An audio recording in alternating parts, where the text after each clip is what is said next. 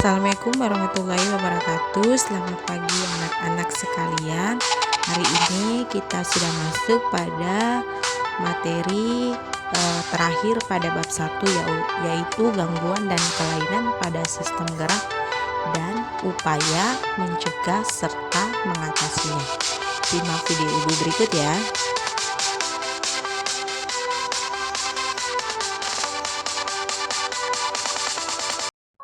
Nah, yang pertama gangguan dan kelainan pada sistem gerak manusia yaitu ada rickettsia.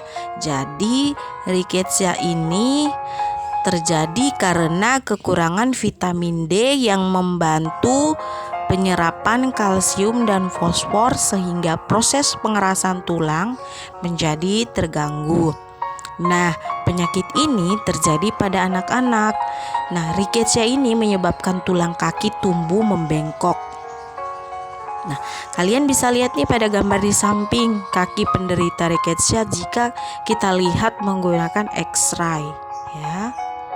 Jadi untuk penyembuhan dan pencegahan dari penyakit ini adalah dengan menambahkan kalsium, fosfor, dan vitamin D ke dalam menu makanan kita agar kita terhindar dari penyakit ini.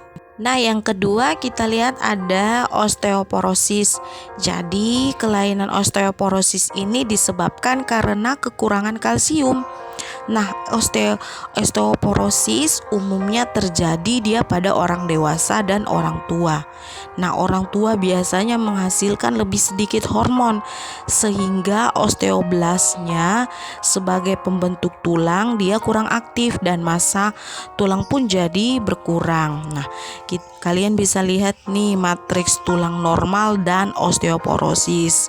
Tulang normal lebih beraturan daripada yang osteoporosisnya udah berwarna agak kecoklatan.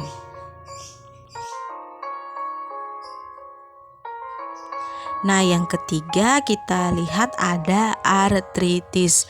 Jadi artritis ini adalah penyakit sendi. Penderita penyakit ini dia mempunyai tulang rawan sendi yang rusak. Nah, kerusakan ini dia menyebabkan sendi menjadi sakit dan bengkok seperti pada gambar yang kalian lihat. Nah, itu kondisi tangan penderita artisik. Nah, jadi penderita ini dia merupakan kelainan rematik juga ya. Jadi rematik itu adalah salah satu bentuk dari artritis.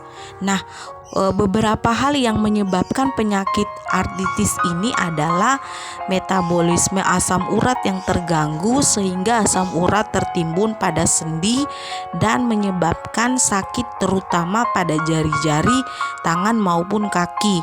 Nah, penumpukan kapur di antara dua tulang mengakibatkan sendi sulit digerakkan dan menjadi kaku.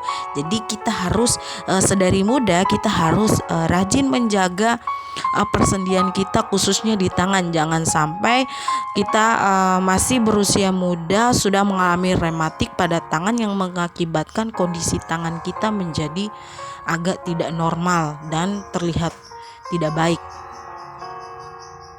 Nah, yang keempat kita lihat ada fraktura atau patah tulang. Nah, ciri-ciri dari tulang kita itu memiliki struktur kuat dan lentur. Nah, namun demikian tulang kita juga dapat patah. Apa penyebab sehingga tulang kita patah? Nah, terjadi patah tulang disebabkan itu karena kita mengalami benturan yang keras, misalnya pada saat kecelakaan atau jatuh dari tempat yang tinggi. Nah, kalian bisa lihat contoh gambar dari jenis-jenis tulang patah. Di situ ada oblik, dia menjadi agak sedikit miring tulang kita. Kemudian ada comminuta. Kemudian ada yang spiral dan fraktura terbuka. Yang lebih parahnya di situ fraktura terbuka ya. Itu tulang kita yang sangat mengalami benturan keras sehingga dia mengalami fraktura yang terbuka.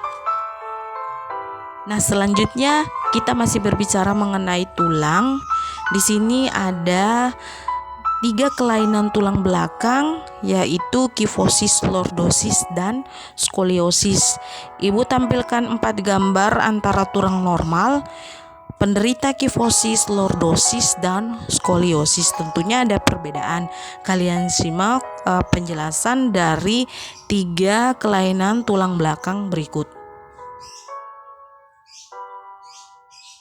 Nah, yang pertama kelainan tulang belakang yang pertama itu kifosis.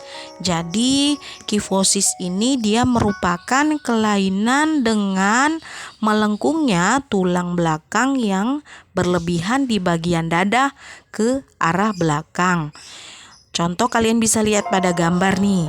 Jadi seorang penderita kifosis tubuhnya terlihat bungkuk ya. Jadi kifosis dapat disebabkan karena penyakit, misalnya penyakit TBC dan rickettsia atau kebiasaan duduk yang salah. Nah, yang kedua itu ada lordosis. Jadi, lordosis merupakan kelainan dengan melengkungnya tulang belakang yang berlebihan ke arah depan di bagian pinggang. Seperti gambar di samping kalian bisa lihat, orang yang mengalami kelainan ini dia memiliki pinggang terlihat lebih menonjol ke depan. Nah, lordosis ini dapat disebabkan karena perut penderita yang terlalu besar, misalnya karena hamil atau kegemukan. Jadi rickettsia ini kebiasaan duduk yang salah juga ya, dia tidak ada bedanya dengan kifosis. Jadi kebiasaan duduk yang salah kita dapat mengalami kelainan yaitu lordosis. Nah, yang terakhir pada kelainan tulang belakang itu ada skoliosis.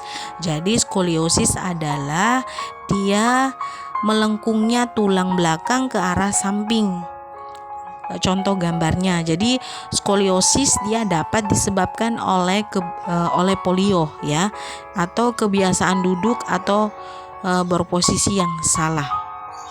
Jadi ketiga kelainan ini pada intinya itu adalah kebiasaan kita duduk yang salah juga mengakibatkan kelainan pada tulang belakang kita. Jadi untuk kalian sebaiknya menjaga tulang-tulang kalian. Yang terpenting memang tulang belakang agar saat terjadi kelainan tulang belakang kita yang masih dalam keadaan muda tidak terlihat membengkok atau membungkuk saat duduk ya. Nah, yang berikutnya kita lihat ada upaya menjaga kesehatan sistem gerak pada manusia. Setelah kalian mengetahui beberapa gangguan atau kelainan yang terjadi pada sistem gerak, maka kita harus dapat mengantisipasi agar tidak mengalami gangguan-gangguan tersebut. Nah, di sini sudah Ibu tuliskan beberapa cara yang dapat kita lakukan untuk menjaga kesehatan sistem gerak kita adalah sebagai berikut. Yang pertama, itu meningkatkan kandungan kalsium dalam asupan makanan. Nah, makanan yang banyak mengandung kalsium diantaranya susu, kangkung, kedelai, dan olahannya, ikan salmon, kacang almond, dan brokoli. Nah, yang kedua, kita sering berjemur pada sinar matahari pagi. Nah, karena sinarnya sangat baik untuk membantu pembentukan vitamin D yang sangat penting dalam membantu penyerapan kalsium dalam makanan. Nah, yang ketiga ada kita harus memelihara asupan vitamin D dengan makan makanan yang mengandung vitamin D. Makanan yang mengandung vitamin D diantaranya ada telur, produk olahan dari kedelai, minyak ikan, ikan berlemak, hati sapi, dan udang. Kemudian yang keempat, kita memelihara aktivitas fisik yang cukup setiap harinya.